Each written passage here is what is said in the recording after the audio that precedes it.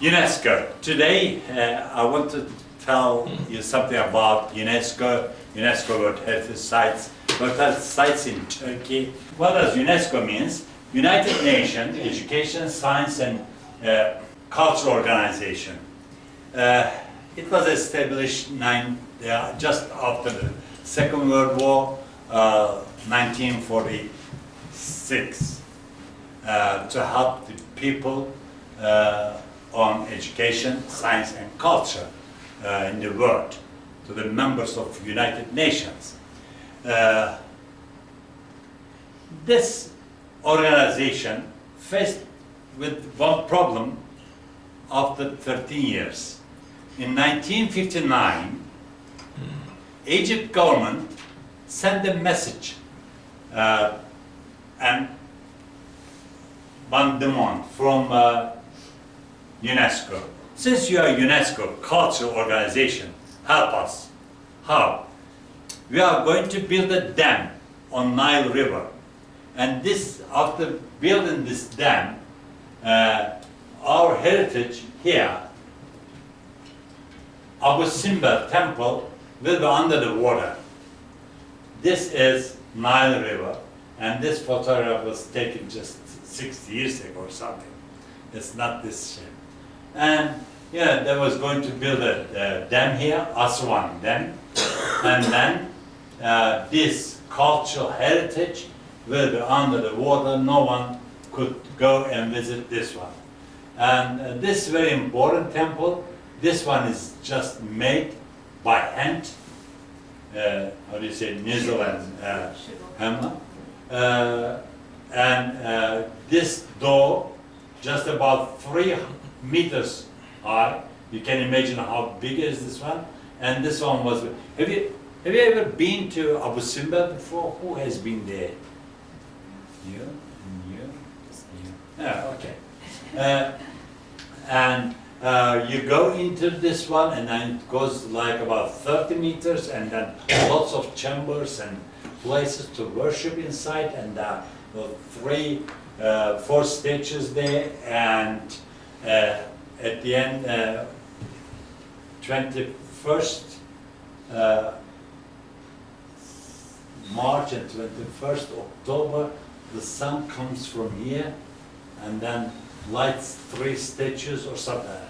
It was built about 2,500 years ago. And Egypt government said that, please help us find fund to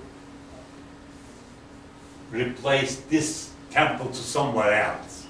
Let's save this one. UNESCO wrote a letter to the countries, explained the situation and asked them to send money to raise the fund. So, in a very short time, like 6 months or 1 year time, 50 countries sent $80 million. $80 million to save this one. Because it will be under the water. So, with the Norwegian architect, this one, this mountain was cut piece, and then carried 62 meters high and 20 kilometers long somewhere else. If you have been there, you would see this station, this is the new one. Okay, now you can visit Abu Simbel Temples. There are 2 temples here. In the first photograph, we haven't seen this one. Now, just like that. Look, handmade mountain and the temple. And you can see now how huge is it. This is the door, 3 meters high door. But just for your information, 2,500 years ago, they did this one by hand, and they organized the sunlight 2 days a year, goes inside. 2 days a year with one of the pharaoh's birthday and her mother's birthday or something like this. 2 days, light goes in there, and then enlighten the three statues at the back. But this technique today, I mean 50 years ago actually, they couldn't manage it. Even they organized it by hand. Now they couldn't do it. Just one day later it happens now, 22nd of March. If you go there, 22nd of March. Okay. After this one, there are two more happenings. One in Pakistan. They found an area, Mahendra area, 5,000 years old site. To save this place, they asked money, and then UNESCO wrote a letter again, and got some fund, raised money, and then saved this place. And in 1964, there was a disaster in Venezia. Again, they write a letter, and then they got some fund again. So they start thinking, why all this country giving the money to save this temple, for example? Peru, Chile, Argentina, Australia, Japan, Turkey, Norway, sends money.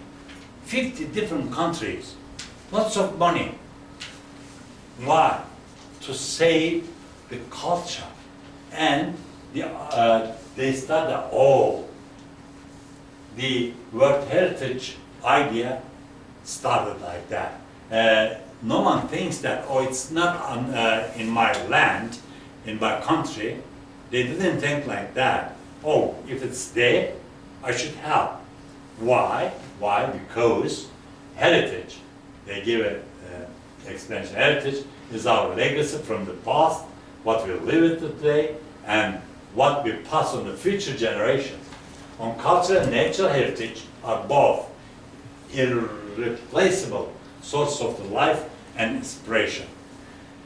After giving this information, they decided to save, appointed some places as a World Heritage sites, and then save these sites as not that nation's heritage, world heritage for the next generation. So, in 1972, UNESCO World Heritage Organization established and general manager, and then they prepared an agreement to the countries. They said, this is the international agreement. If you agree, if you sign it, you can offer one place to become a World Heritage Site. You can appoint.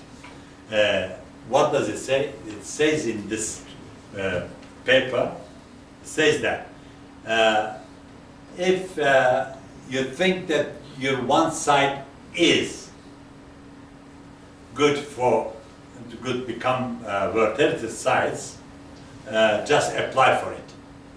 After applying, our people will check, control, come and check if it's worth to declare as a World Heritage Site. We'll put it in a list. When we put it in a list, you accept that we are going to decide what to do there. Not only you have to ask to UNESCO what to do together. If you don't want UNESCO to join your decision, just don't offer, don't submit. This agreement opened to the signature of the people, of the countries, and in 1973, United States signed it, and then Iran, Iraq, Germany, and everything. Turkey has signed this contract in 1983 and published in 1984. But when they decided to make a list and declare as a World Heritage Sites in 1972, they started to do the preparation. One preparation was this one. What is that? When we declare this place as a World Heritage Site, what will be the difference between this place and the other place? How can we differ? Which one is World Heritage Site, which one is not? There are two cathedrals. One is World Heritage Site. How can I understand if it's World Heritage Sites or not? Well, who understand that I'm finished the University of Political Science? I have to put badge here. Rosette. So they prepared this logo, symbol like that. This is World Heritage Sites. Whenever you see this sign in somewhere else, you easily appreciate that this is World Heritage Sites recognized by UNESCO after being examined very carefully. And the meaning of this one, just insight, cultural heritage, natural heritage, and it's like a circle because it covers all of the world, not in one country.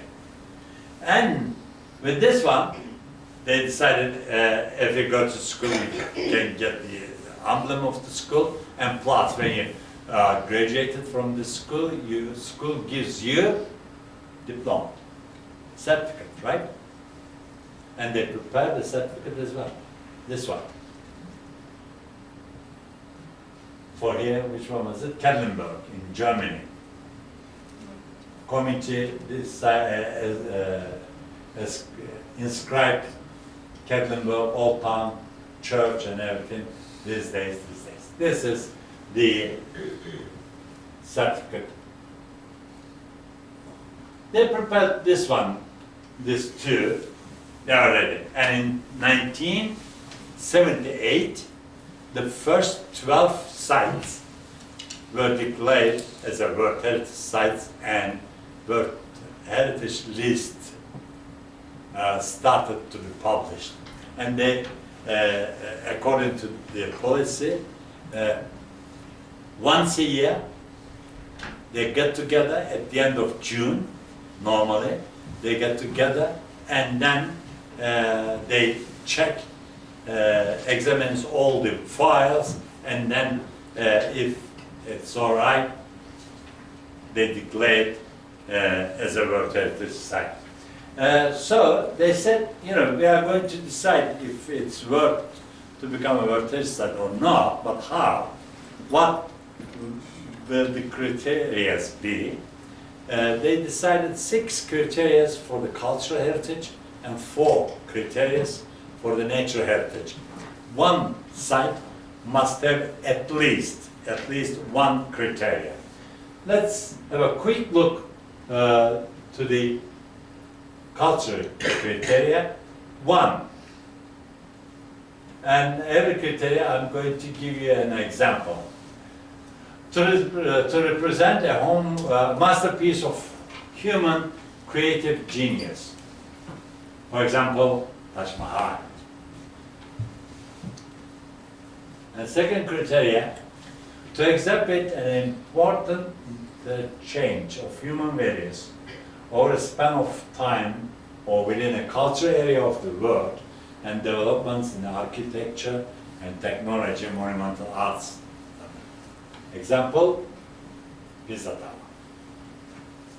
The third one, to bear a unique or at least exceptional testimony to a cultural tradition or to a civilization which is living or which has disappeared.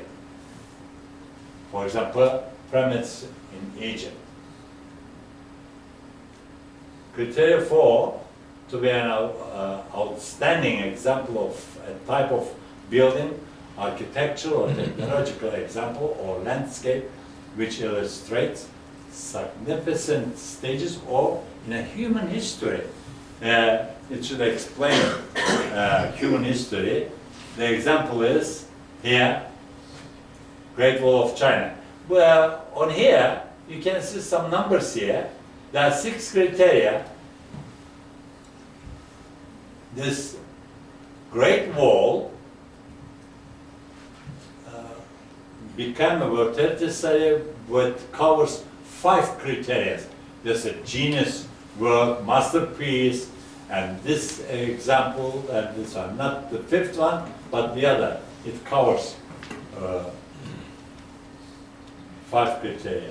And the 5th criteria is to be an outstanding example of traditional human settlement, land use, or sea use, which is representative of a culture or human interaction with an environment, especially when it's become vulnerable under the impact of irreversible change. This is Venezia. Venezia is a special example because in this list there are only 2 sites, covers 6 criteria together. One of them is Venezia. The other is Maga or caves in China. Only 2. This one is Venezia. And the 6th criteria is to be direct or intangibly associated with the events or living tradition with the ideas or beliefs. UNESCO says don't use this criteria alone normally. Please use it with the other criteria, but there are some examples that some places became a World Heritage Sites because only of this criteria. One of them is Mostar Bridge. I brought this example to you because it's related with us. Yeah. Okay? This bridge was built by a Turkish architect, not Mimar Sinan, the assistant of Mimar Sinan, but later on it was bombed, disappeared, but later on with UNESCO and Turkish government helped to rebuild this one. After rebuilding this one, it became a World Heritage Site. These are the 6 criteria. Now, the other 4, starting from the criteria 7, is natural heritage.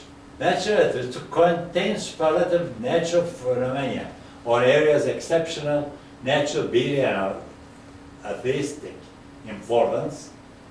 Grand Canyon. It covers 4 criteria. And the other, to be outstanding examples representing major stage of the Earth's history, including the record of life. Including the record of life, I brought here the cave here. Most of the caves includes lots of bones and everything, and you can understand the record of life because of the artifacts from the caves. For example, in Turkey, one of our tentative lists, there's a Karain cave in Antalya. After doing some excavation there, lots of different animals' bones were found, especially hippopotamus. Hippopotam bones was there. So we understood that one day, in old time, in Anatolia, there was hippopotamus. So this is one of the criteria for natural heritages. And the other one, to be understanding example, representative scientific significant ongoing ecological and biological process in the evaluation and development of terrestrial, freshwater, coastal, and marine ecosystems. Here, I brought you an example of Iguazu Falls. Have you been to Iguazu Falls? Iguazu Falls, I brought this example because Iguazu Falls is the biggest waterfall in the world, number one. Which one is number two? Victoria. Victoria? Pamukkale. No, waterfall. Waterfall. Niagara. Says Niagara. Niagara. Angel Falls. Angel Falls. Iguazu. This is Iguazu. Angel Falls is the highest one. 990 meters, all right? Almost 981 meters. This is the highest waterfall, but not big ones. This is the biggest one, almost 3 kilometers. There are 276 waterfalls, something like that. The second biggest one is Victoria Falls in Zimbabwe, Zambia. Third one is Niagara. But American people, people always say everything bigger in the United States because they don't know the other countries. So I just came last night from the United States. I saw a shop, repair shop for the autos. It was the world's biggest repair shop. Everything is the biggest one. One day I was in Mammoth Spring area in the United States. Yellowstone, if you go there, you can see this Yellowstone, and then there's a terraces there, like Pamukkale, and just one smaller than half of size of our Pamukkale, but there was a sign. I took a photo. This is the biggest place in the world. No other place in the world are some travertines like that because they haven't been to Pamukkale before. So they say Niagara is the biggest, Mississippi is the longest, something like that. Anyway, Iguazu Falls, and the last one, the 10th one, it to contain the most important and significant natural habitats for in situ conservation of biological diversity, including those containing threatened species of outstanding universal value from the point of view of science or conservation. I brought here as an example Baikal Lake. Baikal Lake again covers 4 criteria. Baikal Lake, because when I put the example here, I want to give you some information about these places. Baikal Lake. Baikal Lake is another good example. Baikal Lake is the deepest lake in the world. 1,645 meters deep. The deepest lake in the world. Second deepest lake is Tanganyika. 1,400. And third one, okay, Malawi and Victoria also. Baikal Lake is very deep, but and large.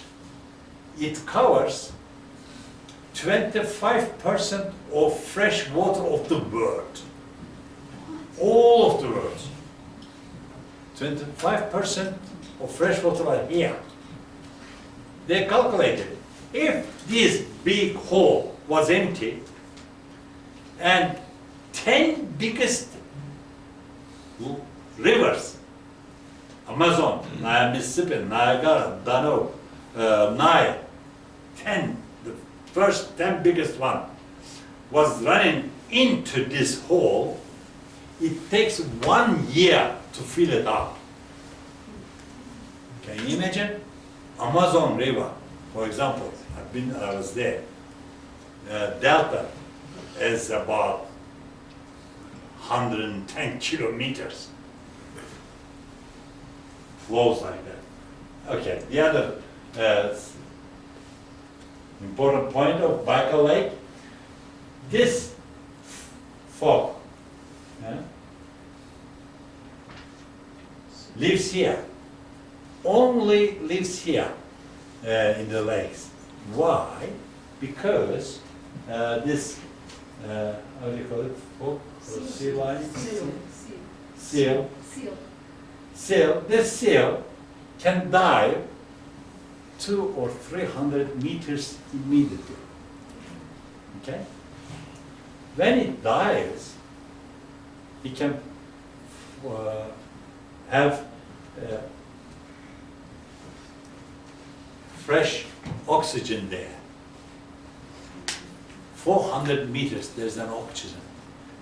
In the Black Sea, 20 meters, no oxygen. But here, 400 meters down there, still clear water and oxygen.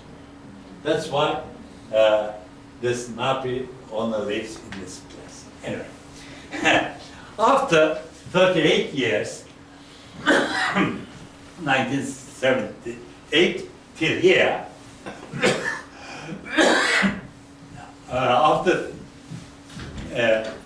accepting the first 12 places of alternative sites every year, again and again and again, now the last one, there are 1,007 properties forming the culture and natural heritage.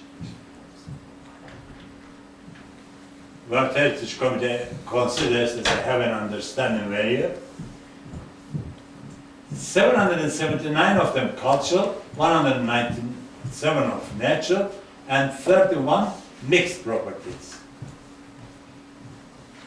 And now 107, there are 193 countries in United Nations. 191 of them has signed this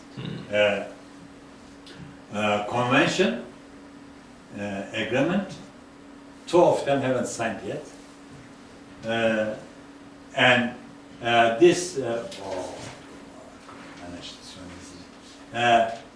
This 107 sites are in 161 states.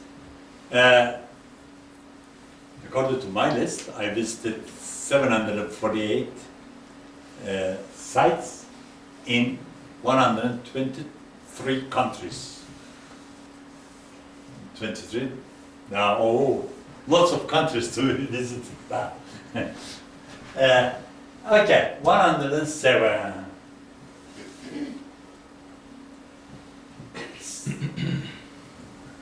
What is UNESCO? What did UNESCO do after declaring this one, 1978? It started, but what did UNESCO do? UNESCO saved some places. For example, in Egypt, it helped to save this one. And Nepal, Chitwan, these rhinos were going to disappear because Chinese people think that this part is very good aphrodisiac. So people were killing this one and just cutting this one and selling $35,000 to the Chinese people, but it stopped, it happened. And Delphi Temple in Greece, and Vizcaya whale breeding Gulf, saved Indonesia, Borobudur, and Venezia. Venezia is still doing something to stop the flood. It's very important, otherwise Venezia will be disappear. Yeah, UNESCO helped to these places a lot, and now the first part is finished on conference. The second part. Here see, we have got 6 criteria for the cultural heritage, 4 criteria for the natural heritage, 10 criteria, and 1,007 sites accepted as a World Heritage sites. How many sites do you think we have got in Turkey accepted by UNESCO as a World Heritage site? 13. How many? Any idea? But we deserve 300. Yeah. So we have got 13 sites. That's right, 13 sites. Which are these? 13 sites. Shall we count these 13 sites, do you think? Tell me. And then, we'll repeat it again. 1. 13 sites. Come on. Istanbul. Istanbul. Istanbul and Ayasofya. Actually, Istanbul is historical sites of Istanbul, including Ayasofya, including Zeyrek and the other parts. Yeah, 1. And the other Bergama. 2. Cumalı kızık. Bursa. Gırıyımız var. Bursa and Cumalı Kızık. That's right. Hattuşa, Boğazköy. Hattuşa, Göbekli Tepe. Göbekli Tepe, not yet. Kapadokya.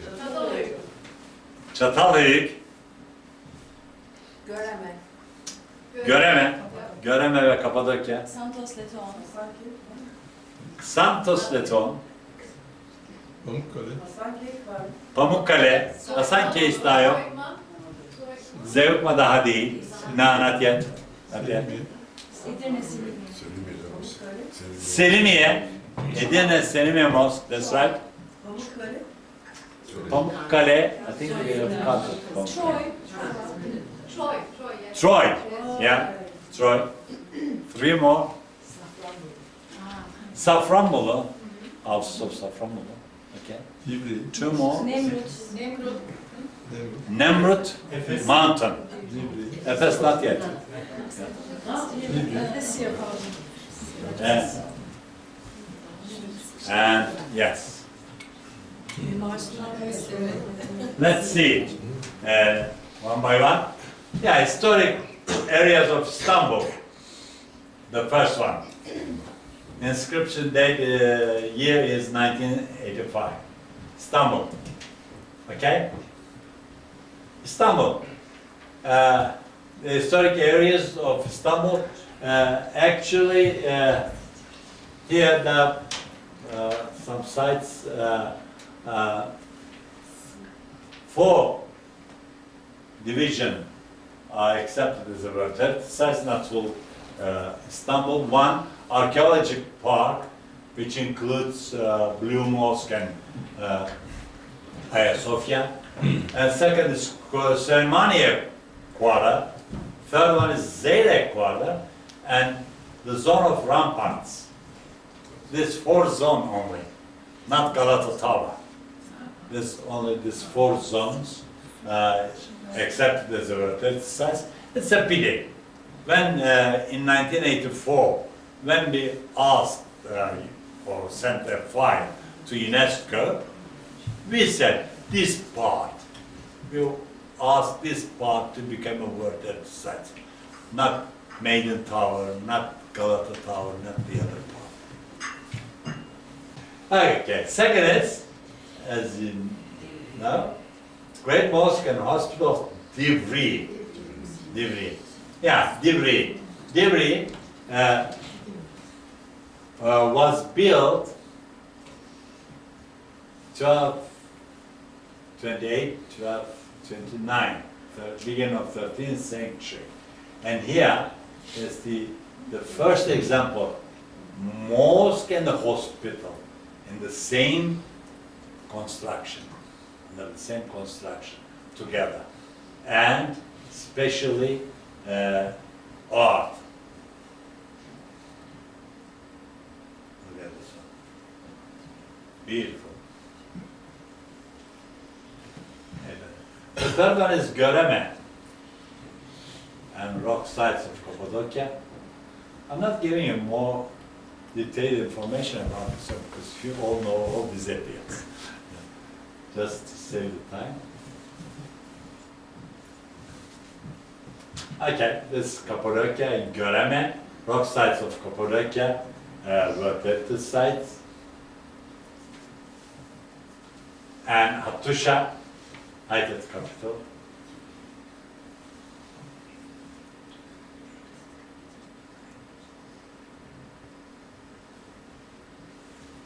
And the fifth is Mammoth Mountain.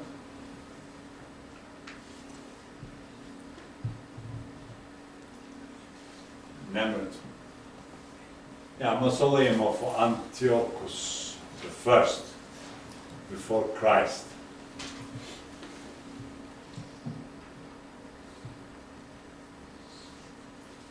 Yes, the sixth one is Xanthos Leton.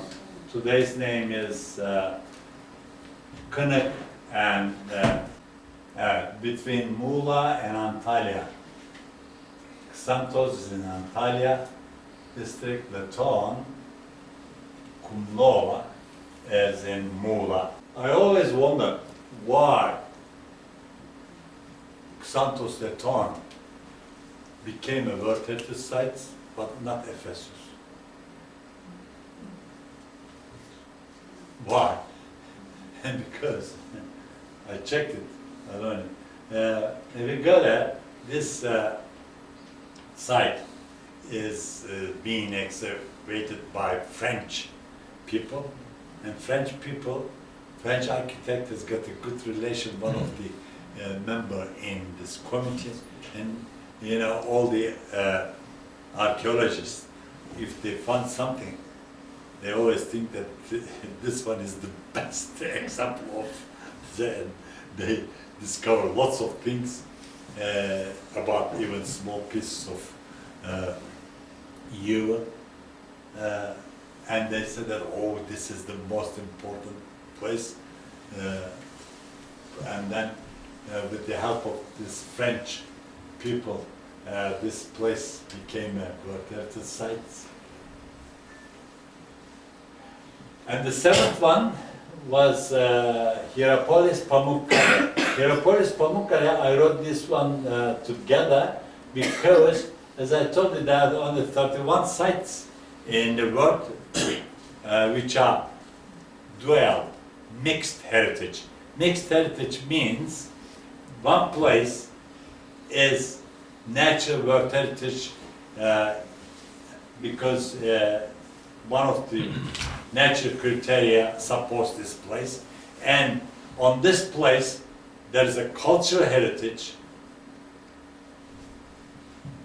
which can be a World Heritage Site according to the criteria, and these two together. There are only 31 sites in the world. Two of them are in Turkey. One is Hierapolis Pamukkale, one is Göreme, Cappadocia. We must be very proud of this one. 31 in the world, two of them are in Turkey. Yes. And the eighth one is city of Safranbolu, with the Ottoman houses, plus mosque, bath, and Süleyman Pasha medrese.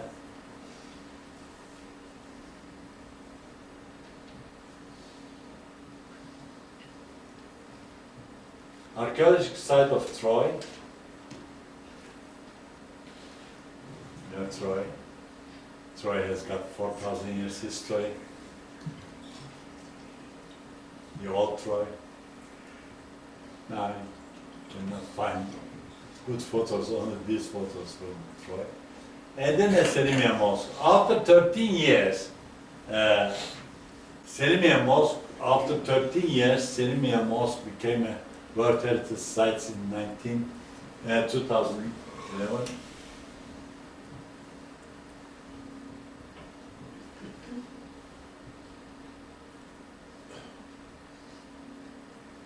And Çatalhöyük with the more than 7,000 years history, Neolithic sites of Çatalhöyük.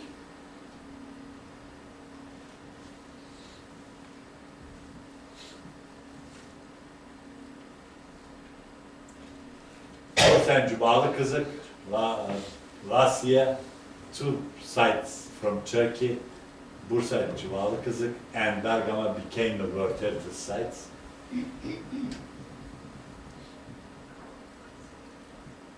And this is Jubalı Kızık. And the last one is Pergamon. Pergamon and its multi-layered cultural landscape, 2014. Is 13 is a good number or not? How can we decide? If a child comes to you and I said, oh, from the exam I got 9, what do you say? Good or bad? You ask, out of what? 9 out of... Out of what? If out of 10, it's good. If out of 100, it's bad. How about out of 13 in the world? How about the other countries? Let's see. Let's see if it's good or not. Italy has got 50 sites. China, 47. Spain, France, Turkey here, 13. Iran, 17. Greece, 17. Japan, 18. USA, 22. Turkey is only here. When I started this conference, Turkey was here with the 9 sites. Now, we are getting better, slowly, slowly. And this year, another 2 files will be examined. One is Efes and the other one is Diyarbakır. Maybe our number will be 15. I've changed this one and I put it here, just on the top of Sweden. Okay, our position is this one. And now, the other thing is tentative list. Tentative list, we submitted 52 sites on our tentative list, 52 sites. We said that we have got another 52 sites can become a World Heritage Sites, very important. 5 years ago, we got only 18 sites on our list, but in the last 5 years, our government, you can easily see here, yeah, 2,000, all of them 2,000, except these 2, and now we gave a break, 9 years break, to put another place as a tentative list, in a tentative list, but after 2009, we added more places, and now we have got 52 sites. Good thing is, what does 52 means as a tentative list? It means a lot. We are number 1 on tentative list. Iran has got, as I told you, 17 sites already accepted, and 51 more sites on the tentative list. China, 57 accepted, plus 48. India, 32 accepted, 46 more. Italy, number 1, with the 50 sites, plus 40, 90. They say 90 sites is good to become World Heritage Sites. Turkey is still plus 13, 65. They have to show more places, more. Okay, what the countries do after becoming World Heritage Sites. Let's have a tour. I told you that have you, yeah, except my World Heritage travelers, have you seen World Heritage sign anywhere in Turkey? If you have seen it, tell me where. Safranbolu, you have seen one in Safranbolu. You have seen in Göreme, World Heritage Sites, just in museum, entrance of the museum, small size. Okay. Anywhere else? I told you Istanbul is a World Heritage Site. Have you seen any sign in Istanbul? Sign important. Look, but what does the other countries do? That's all. For example, in Poland, peace churches, if you want to go there, it says 15 kilometers left to World Heritage Sites. On Italy, on the way to Alberobello, when I was driving the first time, Alberobello, World Heritage Sites, where is it? Oh, I saw this sign. Wow, World Heritage sign, just go this way, World Heritage UNESCO. And when we arrived, we have seen Alberobello city sign. Capital Truly Patrimonium Mondial. Istanbul. Can we put Istanbul World Heritage sign? And we don't do it. Grass. And you go there, grass. And in grass, is the, we went into grass and looking for if there's another sign somewhere else. An historical center of grass. I was walking here. Wow. I saw this sign. Look, they all changed their street names, brackets like that, and even the numbers.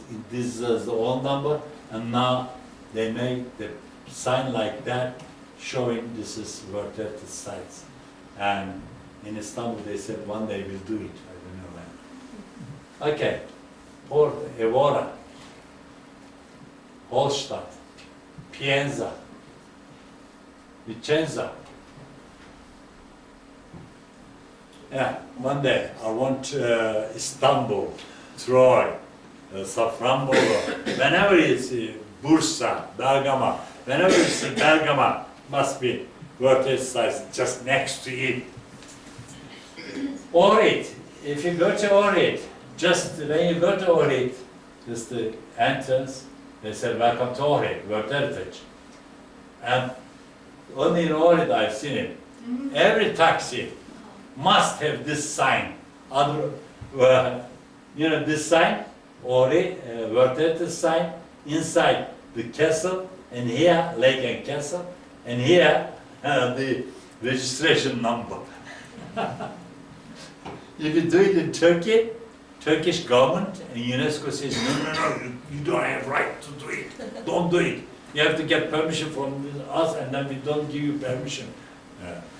But so they do it like that, and you can see, and that's why every people in Ohrid knows that Ohrid is World Heritage, and every people in Ohrid knows this emblem a lot. But in Istanbul, we haven't seen it, have we?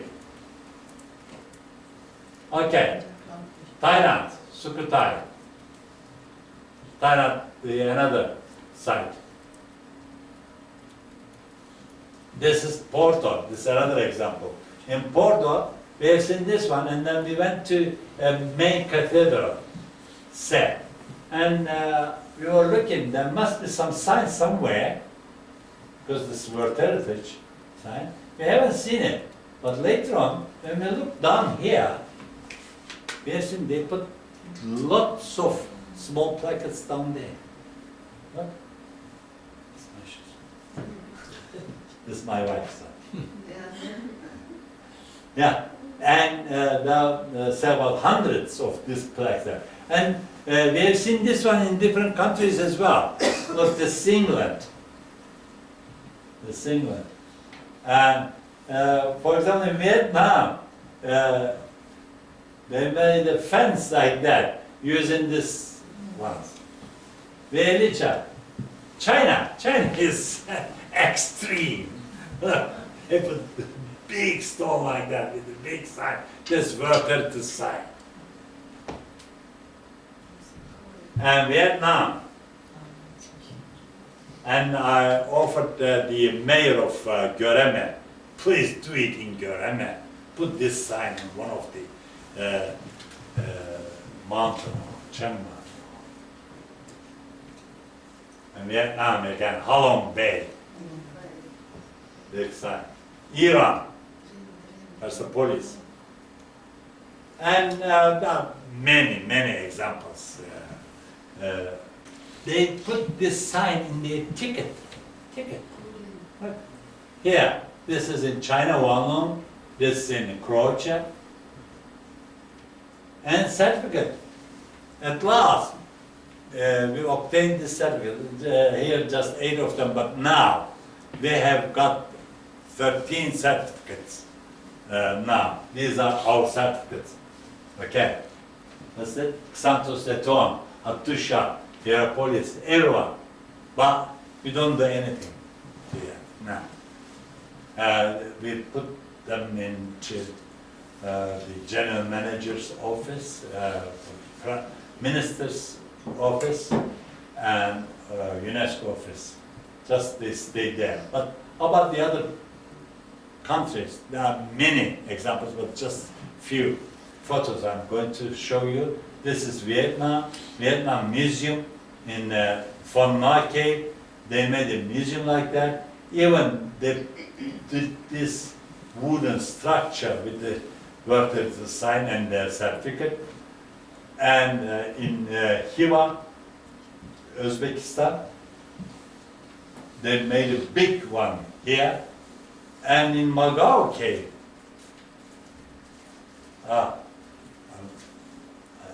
Magao Cave.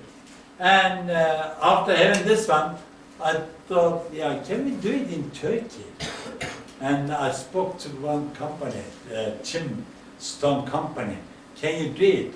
Big ones? They said, yeah, we tried. This one tried. They tried to do in a big Chim stone, this one. Look at the size. This is my friend CEO of this company. It takes almost 3 days to do it, this one, but they said we can do it free of charge for you if you can organize to put somewhere. And then we made one example. How do you think? Is it good? But we couldn't know where to put it, and we could, it's very difficult. They said it's very difficult to get permission to put somewhere. You have to send us the measurements and everything, and then if we find a place, you can go and put it. Some more examples. Another type of examples. Look here. The Sweden. Kunta Kinte Island. Even that island, they put this sign. This Kunta Kinte in every day. And, you know, they use this sign a lot. Even for the local products, they use it here. Holstadt, they sell salt from Holstadt. Or in Germany, Kettenberg. Or t-shirts. This is my granddaughter. Yeah. Even in China, they made a cigarette box with this vertical sign. And in UNESCO meetings, one of the meetings, carried one of the examples. I said, look, China does it. If we want to do this one, Istanbul cigarette with the sign, oh, no, it's forbidden. It's forbidden. Look, they do it. Even they do more things, like playing cards or the other material, small present. Everyone has got vertical sign, even big box. They made a cigarette here, this tobacco. They make it roll and then sell it with this. And then make a World Heritage Week in some places. Here, after giving some conferences, these are some photos. For example, in Denizli, this is the mayor, this is the governor of Denizli, I explained them, you should put this sign, because there was no sign, nowhere. In Denizli and Pamukkale. Pamukkale is the mixed cultural heritage. I explained everything, and I said, one tourist can come here, they must know this World Heritage sites or something like that. And then they said, okay, understand, we'll do a lot more. After showing this one in one place, they said, this one's the mayor. Now, it's one of the minister, economy minister. Right? Huh? Nihat Sevik, yeah. He was, and then I told her, you must do it. Okay. Now he's minister now. Okay. But after telling them, this is one of my success story, they put lots of sign, even this one, look, UNESCO, and then all the signs have got World Heritage emblem on it. And another success story in Çanakkale, after giving a conference there, governor ordered to put World Heritage sites on the top of every sign. They put it like that everywhere.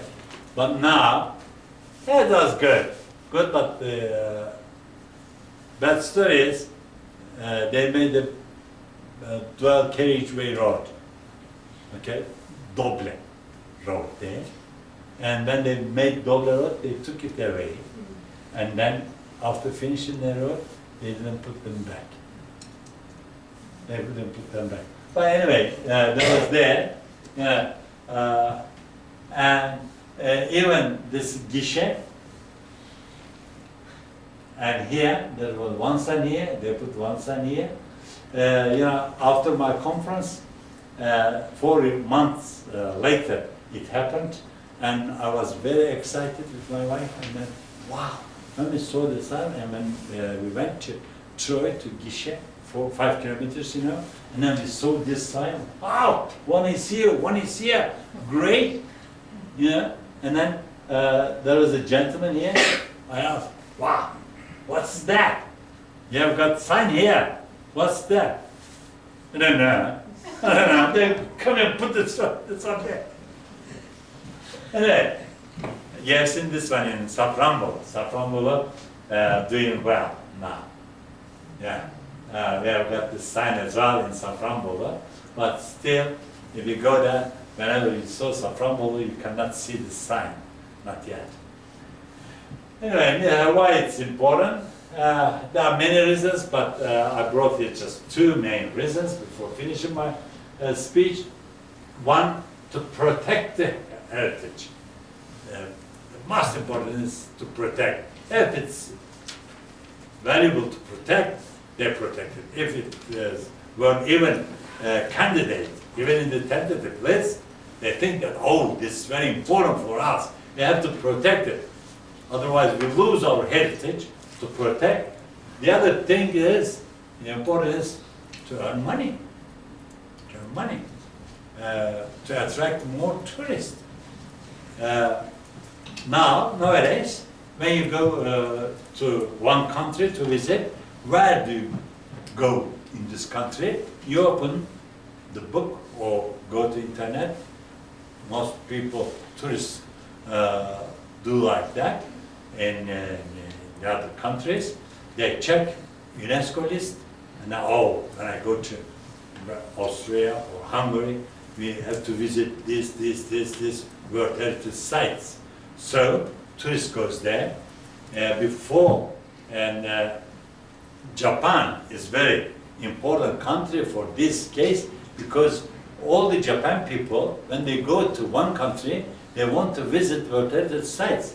And all the travel agencies in Japan, when they sell their tour, they said, oh, in this tour, you'll see 7 sites, you'll see 9 sites, you'll see that.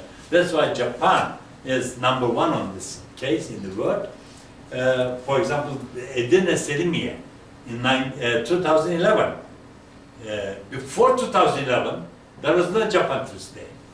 But after 2011, last year, lots of Japan went there to see. And the same in Çatalhöyük. Çatalhöyük saw lots of Japan last year. Even 6 months passed, but I think Bergamo doubled the number of tourists. Number of tourists means peace and money. Peace and money. So it's very important. What we can do for this one is who will protect our heritages. Young ones will become a decision maker in the future. So it's very important to educate them in this way. Our association, one of our aim, and the secondly, there are more tourists. We need qualified tourists. Now we have got UNESCO chair in Kadir Has University. This foundation and our association, our NGO are the partners. So we must have more work ourselves. We must be proud of having many work heritage sites, and then we'll do it like that. Oh, we have got many work heritage. Thank you. Thank you very much for listening.